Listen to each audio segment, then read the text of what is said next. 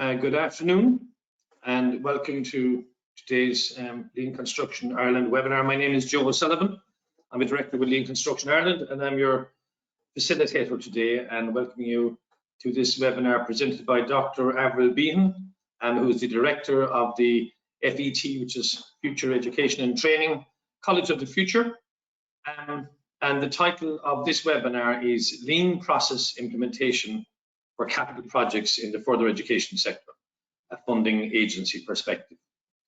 If you have questions during the presentation, please type it in the question box and we will consolidate the questions and ask Avril after the presentations. And if there are any questions that don't get answered during the webinar, we will follow up by email. So a very brief introduction to Dr. Avril Behan, who's got an astounding career and track record. She's currently SOLAS Director of the Future Education and Training College of the Future, with responsibility for funding coordination and monitoring of capital investment and estates development for the further education and training sector. She is a chartered geomatic surveyor and a fellow of both the Society of Chartered Surveyors Ireland and the Royal Institute of Chartered Surveyors. That presumably was to be sure. She holds a PhD in the application of geomatics to architectural historical studies and is also director of Lean Construction Ireland. So I can assure you I know Avril fairly well. Most interesting content ahead, I think. Right, she previously held roles in lecturing management and research at TU Dublin, formerly DIT Bolton Street.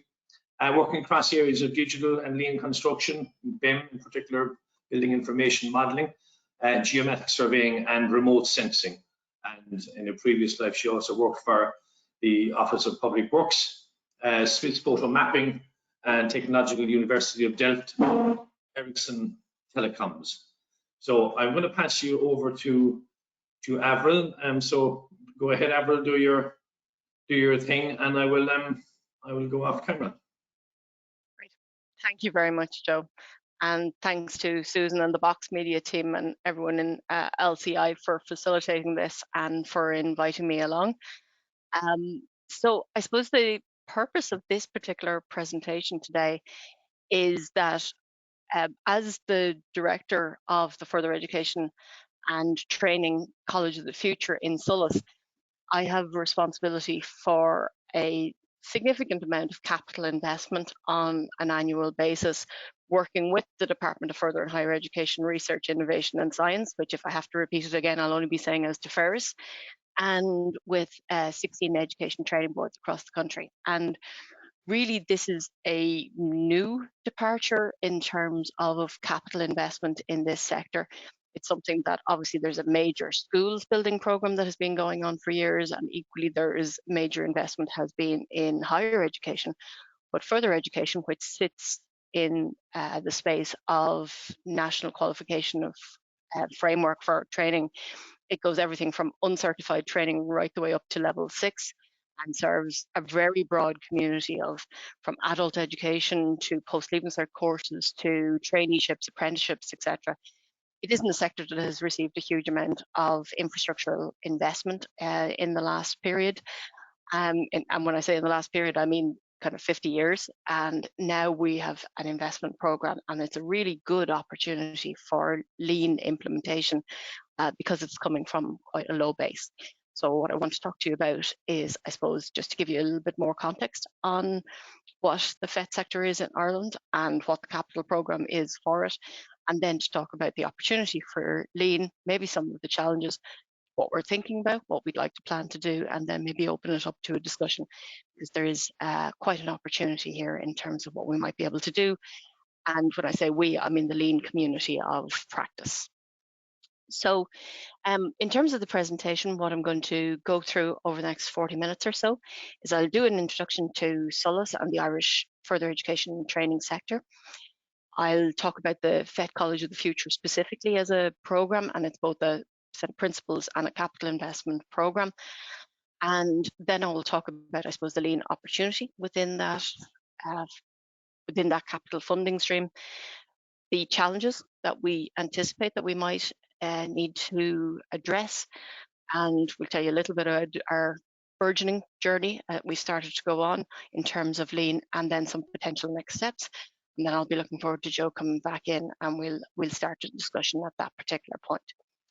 So SOLAS, which many of you may know or may not be very aware of, is Ireland's further education and training agency. So we would have more or less equivalency to what would be the higher education authority for the universities and TUs. We look after, I suppose, the wider college and training sector. It was established in 2013 under the Further Education and Training Act, and it is an agency of the DeFerris Department. So we would have been formed at the time when FÁS was disbanded, and FÁS obviously was earlier than that was ANCO, and there was also a lot of the VECs. So there was a full shake-up in 2013 of the way the further education and training sector was set up in Ireland. And I suppose if I was to ask you what you know SOLAS for, a lot of you might be able to say, well, SOLAS, aren't they the folks who are in charge of apprenticeships? Don't they do that thing with, where they train up painters and plumbers and, people doing all sorts of construction work? You may even be aware of, oh yeah, and they do other things other than construction. There'd be also kind of things to do with maybe chefing and furniture design and interior design and stuff like that. And if you happen to have been to any of the World Skills events over the last number of years, you might realize that it's also much broader into areas of virtual reality, digital design, etc.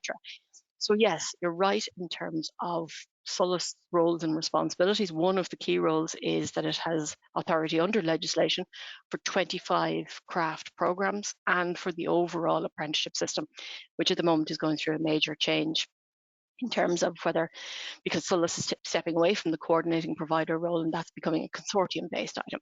But we're now in the, we have 70 apprenticeships across the country, 25 of them are in craft, and the others are in very different new areas, everything from quantity surveying to barbering to hairdressing to butchery, etc., financial systems, sales, etc. And there's another 30, I believe, on the way at the moment, coordinated through the National Apprenticeship, which is a function that works between SOLAS and the HEA. But SOLAS also has a range of other activities that it is responsible for. So it oversees the planning, funding, and coordination of publicly funded FET. It is responsible for developing a new FET strategy every 5 years, and we're just coming to the end of the 2021 to 2024 strategy at the moment. And that strategy brings together a range of different government policies. It looks at the evolving world of work and the future of education and work, and aligns with the two of those to give direction to the sector. And it also has a very major function in respect of running the construction, what will be the new construction licensing authority, and the Safe Pass system, and then the construction and quarry skills certification schemes. It also has a role in terms of, I suppose, promoting an appreciation of the value of FET. And it is interesting, I suppose, even before I joined SOLAS, which is about a year and a half ago, my understanding of the breadth and depth of what the FET system does would have been very narrow. And SOLAS has responsibility for increasing that and has done a lot of work on it. And our new Taoiseach, who used to be the Minister for DeFerris, has spent a lot of time during his time in office in DeFerris promoting the breadth and depth of what FET is able to do, everything from adult literacy right the way through to adult education and the traineeships and apprenticeships I mentioned before. They're responsible for providing the provision of training and retraining for employment. That's taken over a lot of functions that FÁS would previously have undertaken in terms of getting returners back to work, unemployed people, reskilling and upskilling maybe those who are moving from a particular sector, like whether it was leaving when Bord na Móna was changing a lot of its activities, even the Debenham situation we would have looked after. Also promoting opportunity in relation to provision of FET or equality of opportunity so that anyone can access it depending on where they are. And we do also, and this is an interesting one for the lean journey as well, is they do conduct research as well. So we have a skills and labour market research unit and a data analytics unit, which make sure that we know that we're working on best practice and information that is live and current, and knowing where the skills gaps are. So as I said, we work as a funding agency. So the parent department allocates funding to us, and we then allocate the funding out to mainly through 16 education and training boards. Now we also provide funding to a range of 30 or more other non-government organisations, etc., the like of National Adult Literacy Services, etc. But in terms of, I suppose, the capital investment programme, which is what I'm looking after, most of that funding is going through the 16 education and training boards. And the image on your screen there shows you, I suppose, where the breakdown is. And you can see that there are some of the education and training boards are single county, and some are 3 county, and Dublin, for instance, has 2 different ones, where you have the City of Dublin and you would have Dublin Dún Laoghaire as 2 different parts of the system. So just in terms of the breadth and depth of access, it's also just to give you an indication of the numbers of learners that come through the doors, or digital doors, I could say as well, for further education and training. And last year, over 425,000 learners in some way were in contact with the further education and training system. And that was divided between nearly 30,000 apprentices, the construction schemes, e-college, which is the digital offering, and then other unique FET learners. And that equates to 1 in 10 of the adult population is actually engaging in FET in any one year, which is, you know, a significant target, because there's a lot of it is about upskilling, reskilling, learning into new areas, like whether it's artificial intelligence, automated manufacturing, moving welding into robotic welding. There's a whole vast array of what is being done, and it is a growing sector and has significant plans to grow further. Within SOLAS ourselves, I suppose, starting to get onto the real link with Lean, the values of SOLAS, our tribe, are represented by this here. And I'd particularly just draw your attention to the one here, the second one here, which is R for respect. And it's respect and value our people. And this particular value carries through into the SOLAS objectives that are shown in our corporate plan. So at the moment, we're just having our corporate plan reviewed by the department, and so it will be released shortly, so you're getting a slight preview on it here. But I suppose what I'd like to draw your attention to here is the fact that embedded within the way that SOLAS is operating is the project that I'm working on, which is the FET College of the Future, which I'll explain in a few minutes. But also really important to it is that we're amplifying the capital investment that we have by becoming a leaner organisation. So it's very much, it is embedded in what it is that our intent is to do. And I'll explain to you some of the steps that we have already started to take on that journey. So the way the SOLAS operates, as I said, is based on a strategy that we have for further education and training, and the one that was launched in 2020, sorry, I said 21 early, 2020, was called Future FET, Transforming Learning. And what we have is 3 strategic priorities there around inclusion, pathways and skills, and we have 4 enabling themes, of which capital infrastructure is one. So a lot of the properties and the premises that we are delivering further education and training from are really inadequate for a world-class system, which is what we would like to be able to operate in terms of FET. There's an awful lot of the premises that are hand-me-downs from schools, whether it was that the population of students outgrew it, or simply that the buildings became so dilapidated and not fit for purpose that the schools vacated and got new ones. However, even though they were not fit for students, they, in terms of pupils and learners, primary and secondary schools, they were often handed over to the ETBs, and they have been using them since for a range of activities. And this has led to, so there's that. There's also a lot of premises which are simply like, they might be on the main street above the shop, just because it happened to be close to the bus station. It was easy for people to get to. There are lots of premises in business parks, but then you've also got better premises like certain of the post-leaving cert college courses, like in our colleges like down in Carlow, Monaghan Institute, etc. And you would have the network of former FOSS centres, training centres that would be there as well. But really, in order to deliver a proper FET system, we need to have capital infrastructure that is fit for purpose. And again, the other thing I forgot to mention is that about half of the properties that FET is delivered from are owned, and the other half of them are actually rented, which again creates challenges as well. So the intention of the programme that I'm looking after is that we're trying to use capital funding to improve the infrastructure, to make the learning facilities much more fit for purpose, much more attractive.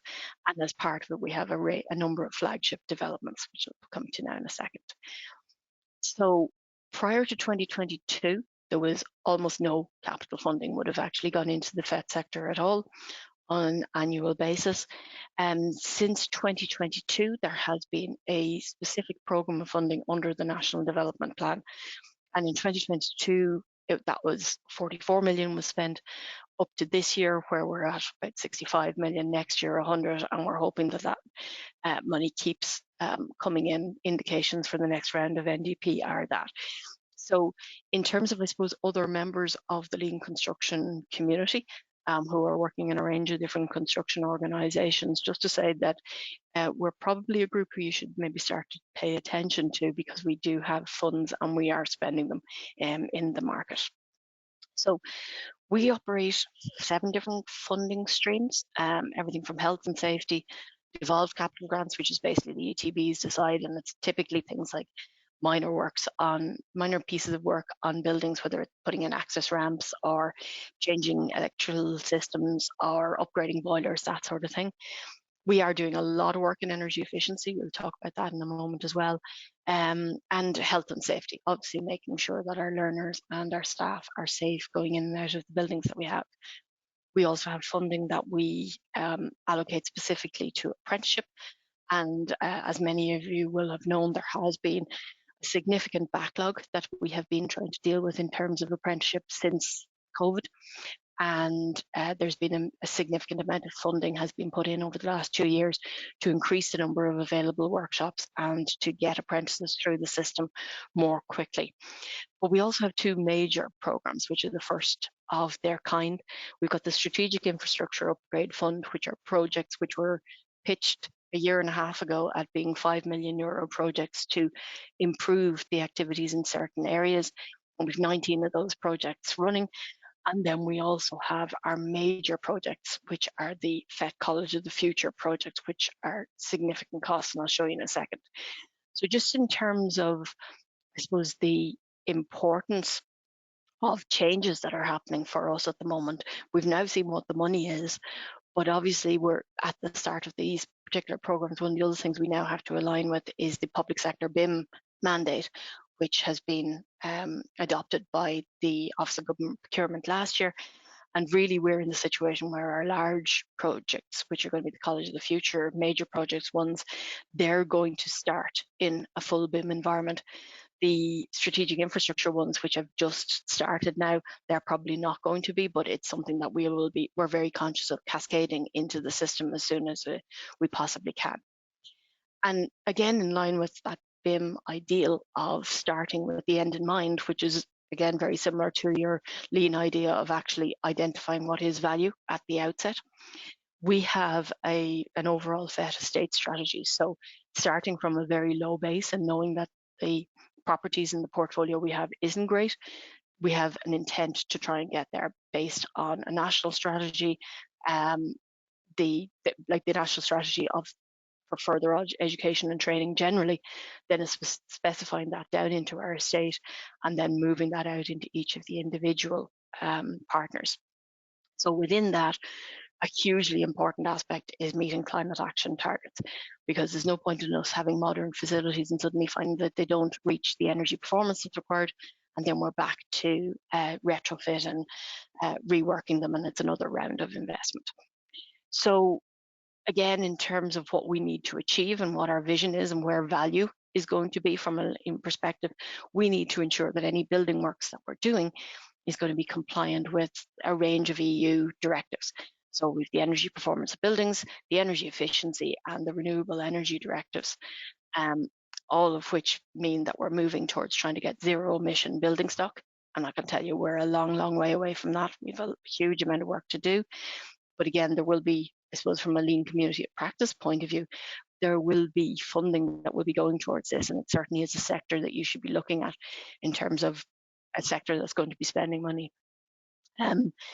Looking at full decarbonisation by 2050, introducing whole life carbon reporting on all of the projects that we're doing. And because of the fact that we know that we've such a challenge to get from a low baseline, we are going to be working with the building renovation passports, which at the moment guidance is being developed by the SEAI in order to bring all our buildings to that zero energy target by 2050. So the FET College of the Future is, in terms of a programme, it's actually a set of principles as to how further education and training is going to be delivered. Now, my particular responsibility at the moment focuses on capital making that happen, but it's actually a much broader concept which relates to, even though we're 10 years on from the formation of SOLAS and the formation of the education and training boards, there's still a lot of siloed activity between training and further education. And that's something that wants to be brought together, because when you bring that together, you then create pathways for learners. So whether that is that learners will come into the system and they'll do a range of different further ed courses. So it might be that they start off by doing an apprenticeship, but then they might go and they might add on, you know, a micro qualification in terms of let's say robotic welding, or then they might do some digital skills training. And some of that might be done online, some of it might be done in a centre like the Advanced Manufacturing Centre in Dundalk, and the original training might have been done in 2 or 3 different training centres around the country. So it's about the movement of learners, and learners being able to start at the point they're at and go as far as it is that they want to do. Typically, FET learners haven't really had a college experience. They've had more kind of dipping in and out of an individual training centre or an individual FET college, which would be kind of more schools-like than what you would have in the university campuses, and that's transforming as well. So that's what our investment is about. So really the capital on this is about enabling improvement of how that system works for the learners and for all other stakeholders that we have. So from the major project point of view, we have 12 projects at the moment that under the infrastructure guidelines have submitted a draft version of a preliminary business case. In fact, we spent the last 3 days, and we have another day next week, meeting every one of the 12 education training boards with these programs to actually refine the projects that they are going to be doing. But it is no secret to say that we're dealing with 12 projects that are in the 50 million and above category. Now there might be a little bit, some of them might be a little bit less, or some of them might be a little bit more than that. But these are significant investments, and they are going to be producing flagship developments which will enable learners to have a real college and campus-based experience. There's 3 other projects as well. The Mount Lucas construction campus, which many of you may be familiar with. We're also doing some investment in electric vehicles out of Mullingar, and there's already a centre has opened in Wexford, which is a FET college which integrates post-leaving cert courses and traineeships and apprenticeships and adult learning and literacy all together into one space with a consistent learner experience. And it's a really great facility to already see that's opened. So as I said, this is funded under the National Development Plan. We're executing our work under the infrastructure guidelines and the Capital Works Management Framework. And obviously that's been a bit challenging as well, because the infrastructure guidelines have just changed since December. And we now move into having slightly different approval gates and decision gates than we had before. The CWMF, as well as anyone who's involved in public works will know, also updated last year, and we now have the inclusion of the International Construction Management Standards, which will be essential to actually meeting our sustainability requirements, because it includes measurement of embodied carbon and all other relevant sustainability measures. And obviously we've got the BIM mandate, which I referred to earlier, which is come on board, and that's about your digitalisation of standards. So many of you may be aware as well that the Office of Government Procurement is working closely with the Build Digital project in terms of providing templates that are rolling out into the sector to support the new Capital Works Management Framework. So we're obviously cognizant of that. But we're also cognizant as well that there's an element in some of these, I suppose, implementation of additional standards that could be at risk of introducing, overwork or additional processes, elements that could be identified within the 8 forms of waste. So we have to be aware of those. DFERS is the approving authority on most of our funding streams, particularly these big ones, whereas SOLAS have devolved authority for a number of the smaller streams, so particularly around apprenticeship areas. And the education training boards are the sponsoring agencies. So therefore you might ask, well, what is SOLAS doing in the middle of those if it doesn't have either of those 2 major roles? Well, we actually advise the approving authority. And that goes everything from evaluating applications that come in to supporting with technical guidance, to a range of other elements like that. We also support, fund and monitor the sponsoring agencies. So ETBs, most of them have quite a strong track record in terms of construction projects via the schools buildings programme. Most of them have done secondary schools, some have done primary schools as well, some even have done some further education facilities before in the past under Department of Education guidelines and rules. I suppose we're slightly different in as much as in these contexts, our projects aren't managed directly via the Department of Education. So because we're under a different department, and that means that the standards, the guidelines, the requirements are different. And this is quite a challenge sometimes for the education training boards because they have 2 masters. They're probably one of the only statutory public sector bodies that has that, which does lead to a little bit of challenge for them and a challenge for us. So what we do is, I suppose, we try and coordinate the activities between the approving authority, DFERS, and the sponsoring agencies. Really, what we're absolutely keen to do is to ensure that we deliver value for money, reduce duplication, to achieve appropriate levels of consistency and standardisation to support the implementation of those EU directives, the ICMS and BIM. We want to help with ensuring good governance and risk management, and again, doing that in a consistent way. And we're responsible for enabling the management of cash flow across multiple projects from a specific funding envelope. And that's a particular challenge we have at the moment because there's huge ambition in the sector because of the amount of underinvestment over previous years.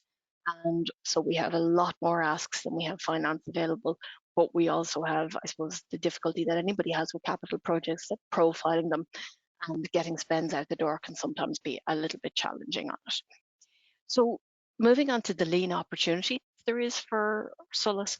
So I suppose we would really see that we want to emphasise to all of the stakeholders, both up our chain and downwards into the ETBs and out to their technical consultants, design teams, contractors, etc., the benefits of a lean approach, and starting that from a respect for people position, because lean without people is never going to be anything.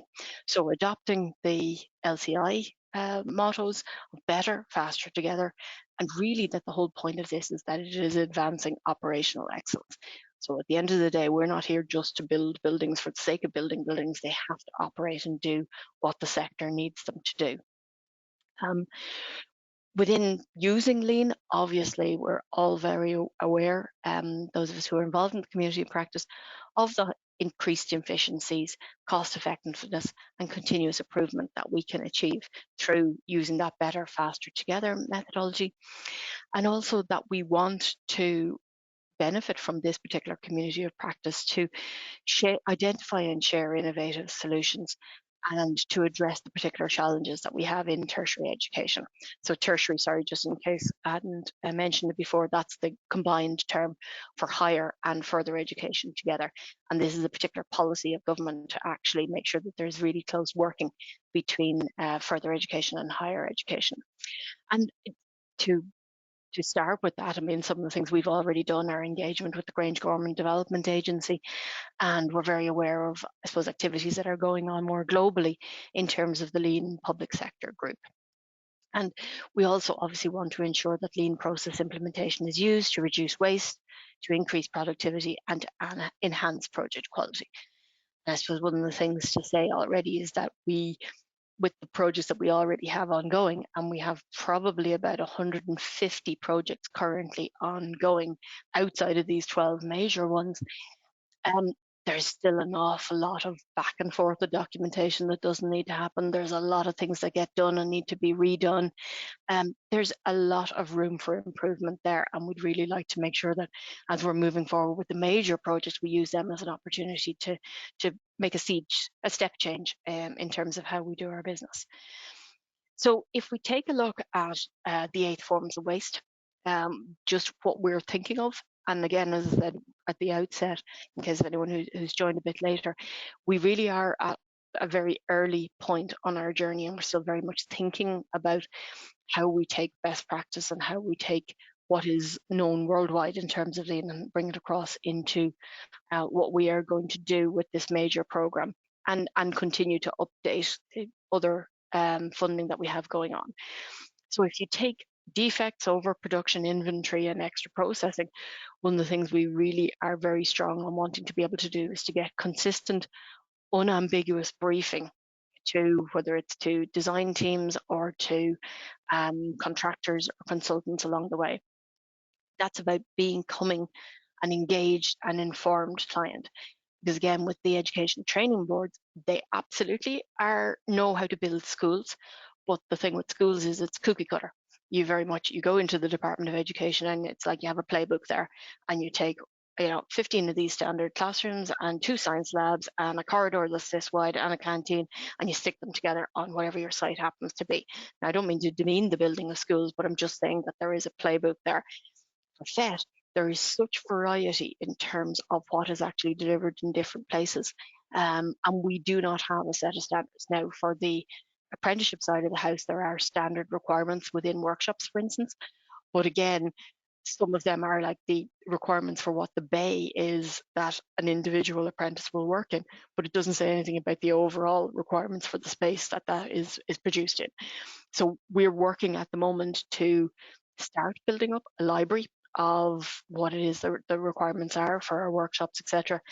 And we really want to make sure that that becomes available to everyone and we're consistent, because there's no point in having a system where you have learners in different places getting different quality when they're all supposed to be being flagship developments. But of course, we have to do that within a funding envelope. In terms of other ways that we're focused on weighting, we are very strong on the development of workflows. In fact, at the moment, we have a number of them in with the department that we're in discussion about. Now, I'm putting there that we want to do agreed response times. At the moment, we're working on where the responsibility lies and all the overlaps between swim lanes, but response times will be added onto it to make them properly trackable and to be able to monitor things like work in progress, etc., using the standard lean principles. Unused talents, we want to focus on briefing in a way that is performance-based. And obviously some of that comes back to the energy performance requirements, but it's also about performance in terms of performance for our learners and our stakeholders and our staff, because we don't want to over-specify in such a way that we miss out on innovation opportunities. But we're very aware that is also a fine balance, particularly when you have limits in finance. But again, some of our previous conversations with the like of Grange Gorman have been very helpful. And then we also want to fully adopt as much as we can the benefits of common data environments and BIM and digitalisation. So again, that's something that we're working on internally, because there's at the moment far too much copying and pasting of files into emails and spreading around, and we've only just started sharing information with the department via SharePoint folder. So we have a long way to go on that journey, but it's absolutely something that we are committed to doing. So if I take another of the standard lean diagrams, that one of the flow of lean, and really in terms of identifying value, we have to start with what do our end users want. And we're looking at a very broad range of stakeholder engagement as we move through, particularly on these major programs. So we have to look at our learners, we have to look at our FET practitioners, I'm using that term practitioners because that's where we're moving to.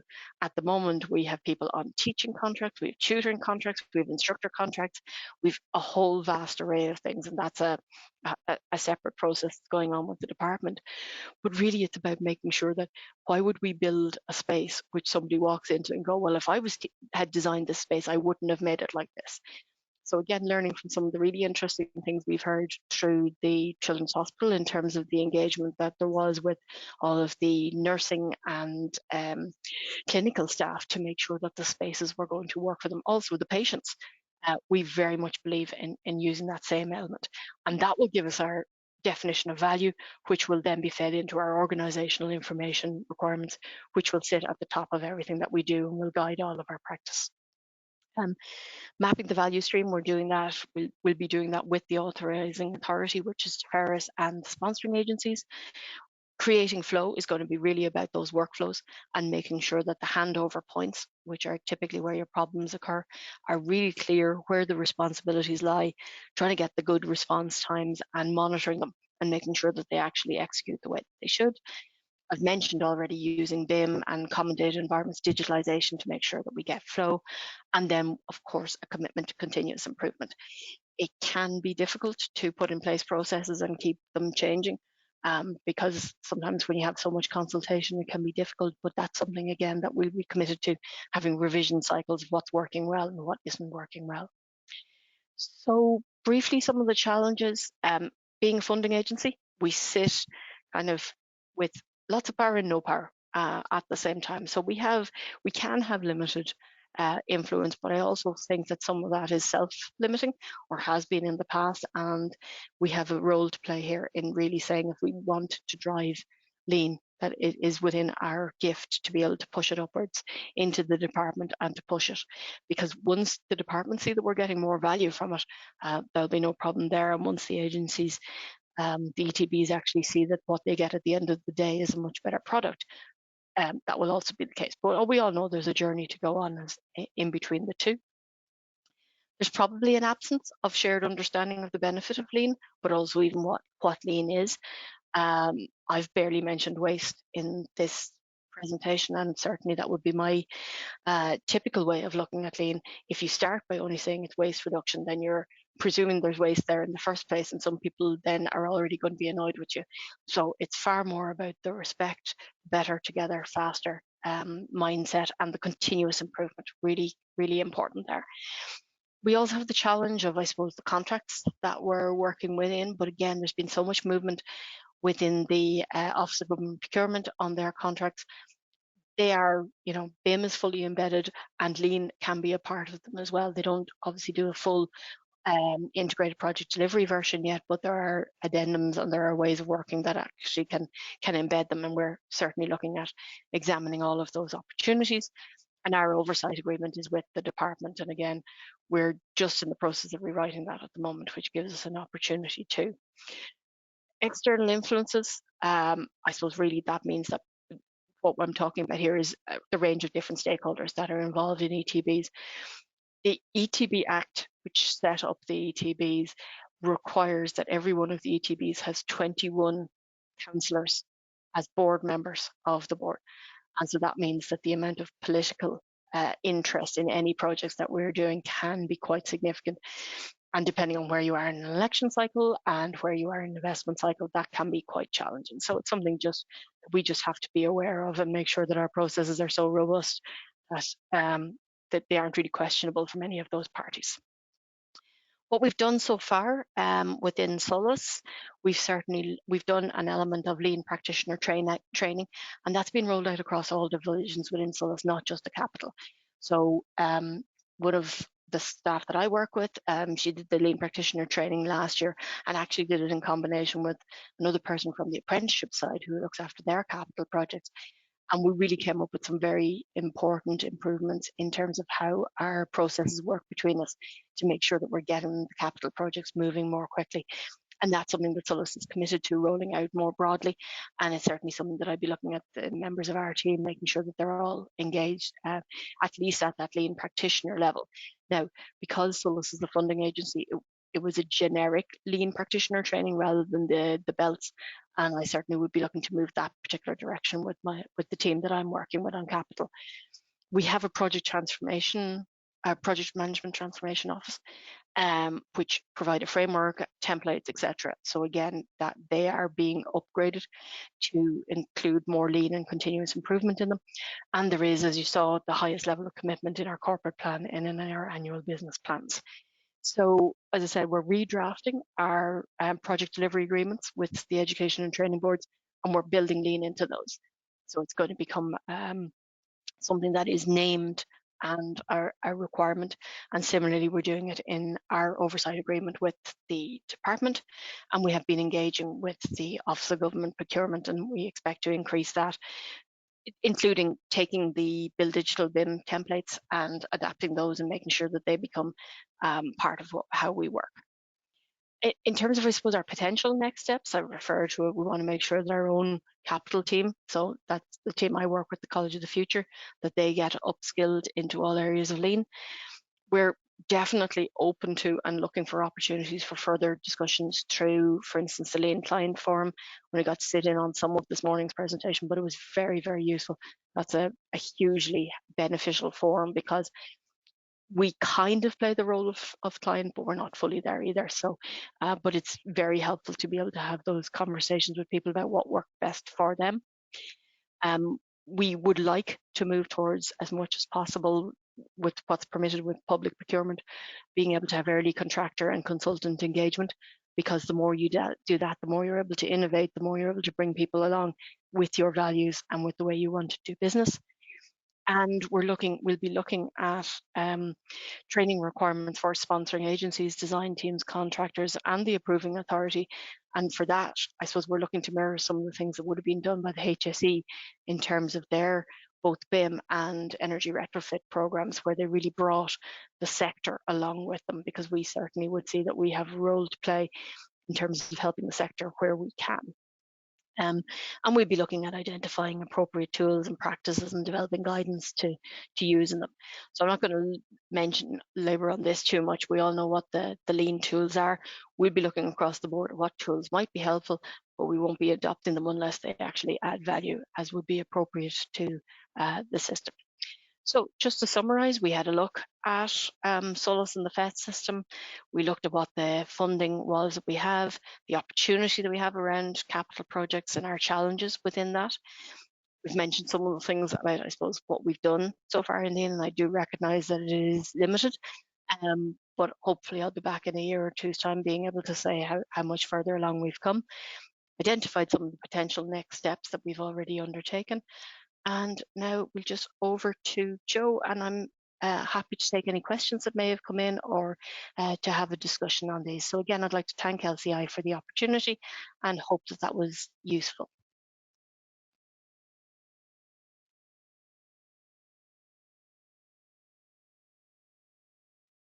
Okay, just trying to get myself back in there.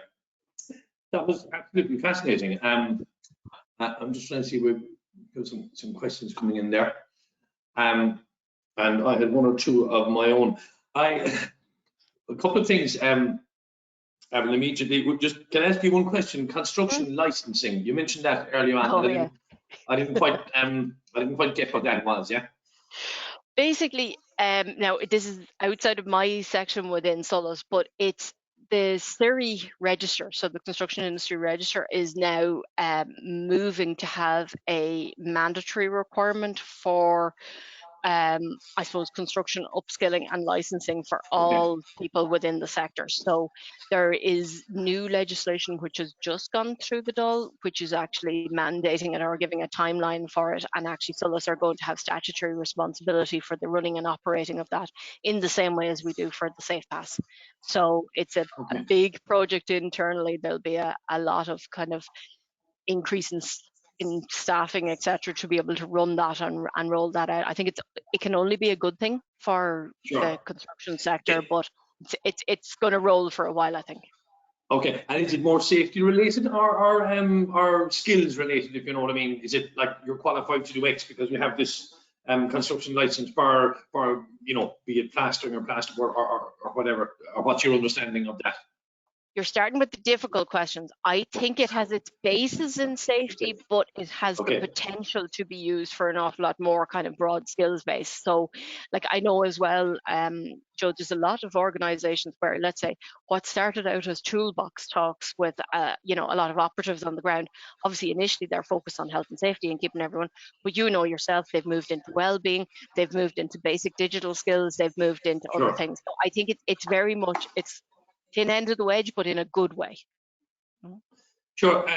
Yeah, look, just, I mean, a couple of other key points. I'm completely staggered to hear the numbers and types and you know, the various types of apprenticeships, and certainly the ones which are, I'm not going to say replacing, but starting to sit side by side with the old higher education ones. And I'm talking from a construction perspective, you know, the quantitative engineering.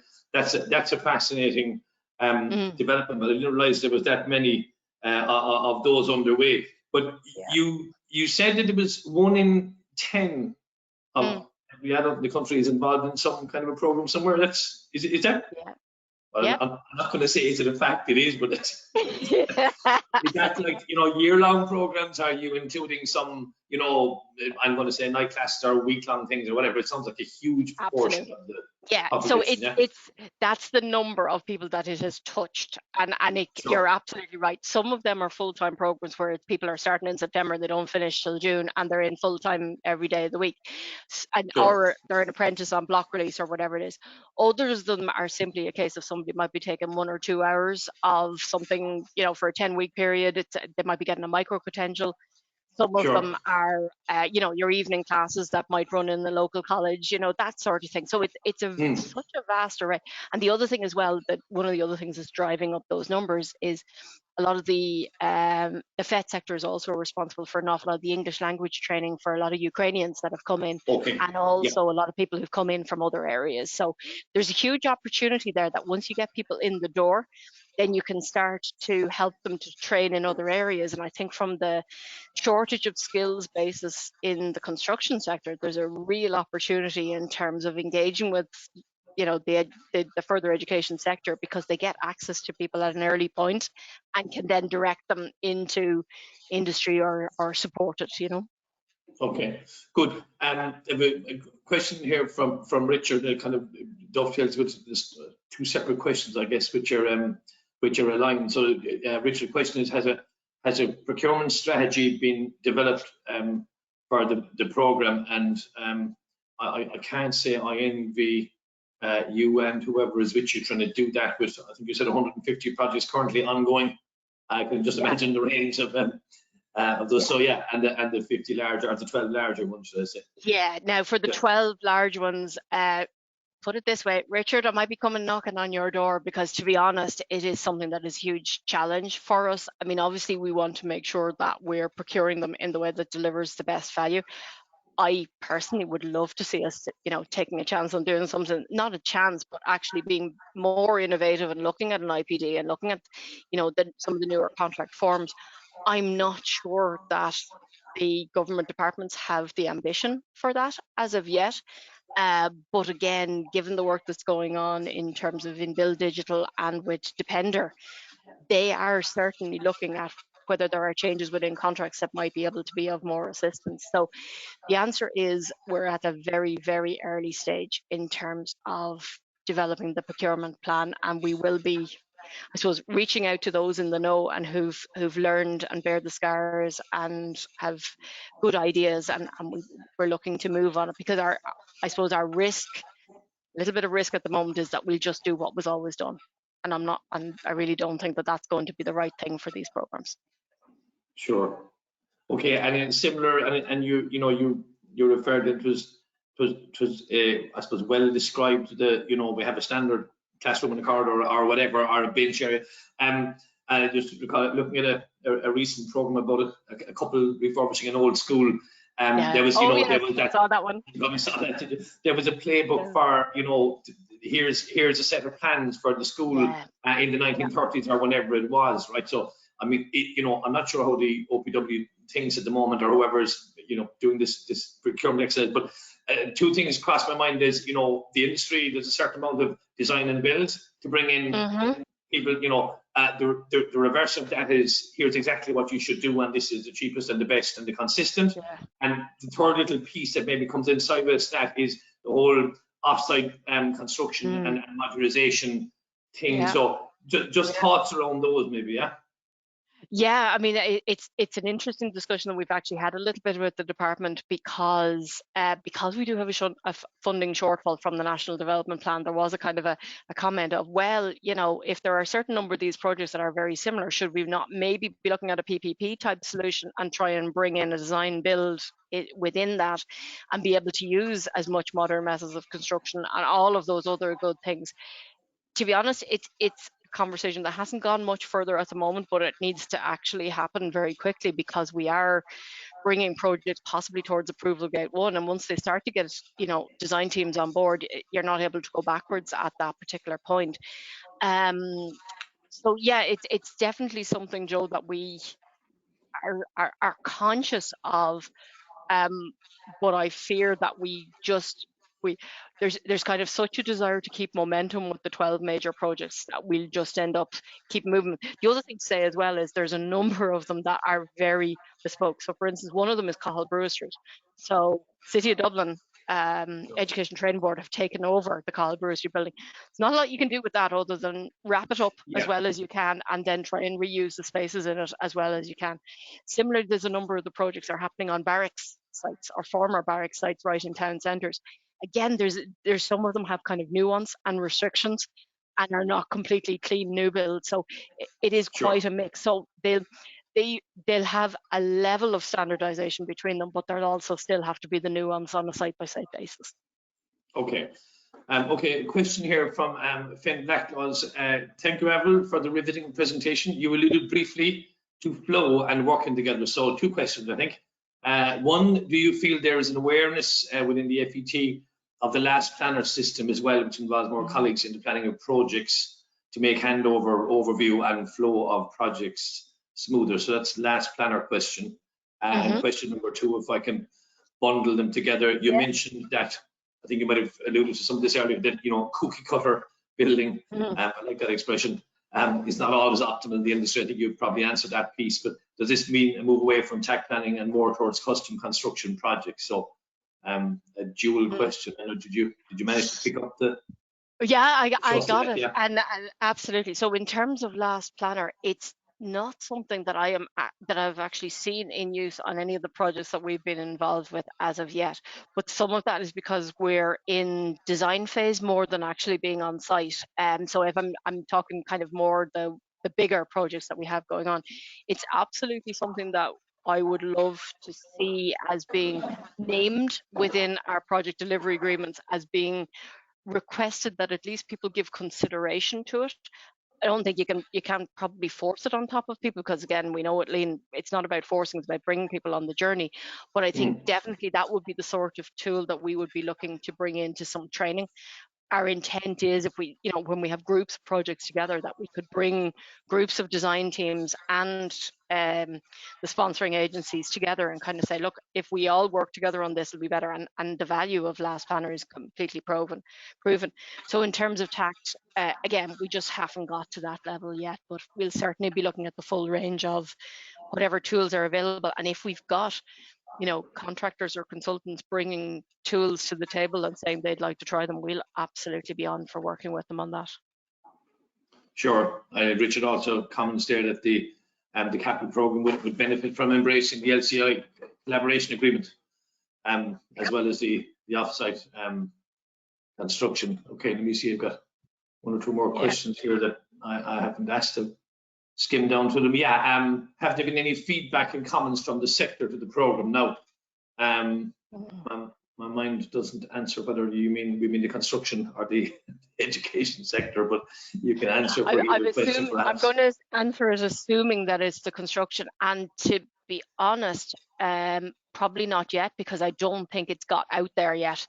the scale of what we're going to be doing, or because we haven't actually gone out to the market with any of them yet, because we're only at the approval gate 1 stage.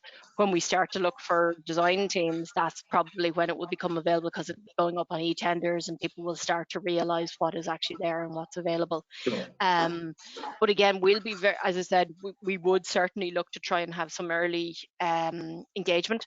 If we're doing, when we're doing things through e-tenders, I know you can do that whole piece of early market engagement. We'd look to do that to try and make sure that we're getting people interested in the program, because there's a pipeline of funding there which would be worth people being interested in, I think. Okay, presumably all government formal contract type stuff, and maybe some bundled stuff. I'm guessing, but yeah, okay, that will become. Yeah, that's where it's looking at the moment. But again, people like the Grange Government Development Agency have managed to push the government forms of contract, and they have managed to bring in different levels of innovation. So, once there is some level of pilot or exemplar that's in the sector, I don't see any reason why we shouldn't have done it. But I have to say, I suppose we're working very closely with the department around it, and it'll just be a case of we'll just have to make the case for it. But again, once somebody has already done it, it typically tends to be easier. Okay, and which also comments that the LCI course portfolio training program could add value. I guess all these, you're more in the funding end of it, but obviously the training programs themselves involving 1 in 10 people, a little smattering of lean education here and there within the actual programs would be of value, I imagine. Okay. It would, and listen, it's something that's been going on for a couple of years, as well as that whole idea that the lean and BIM should be embedded within apprenticeship programs, etc. Now, there is a new rollout of curriculums happening over the next year or two, and I have to admit I haven't had a chance to look at some of those. So that's on some of the 25 traditional craft apprenticeships. I think there's some elements of it. I don't know how strong it is. Yeah. But given that one of the really good things that's happened recently, and did happen post-COVID, is that there's an aspect of nearly all of the apprenticeship programs that is now delivered online and digitally. And there's a recognition that, all types of learners can actually access digital if they've also got supports around it. So I think there's a real opportunity, maybe tying in with Trevor and Sligo and the LCI endorsed MOOC there for lean construction to start to maybe embed that or join that up with the apprenticeship program. It's definitely something that I'm kind of promoting with colleagues when I get a chance to go out, but certainly it's something that I'd like to do in the first instance with my own team, and then we'll try and see how far we can exert our influence. Okay, I think we're kind of at the back end of time.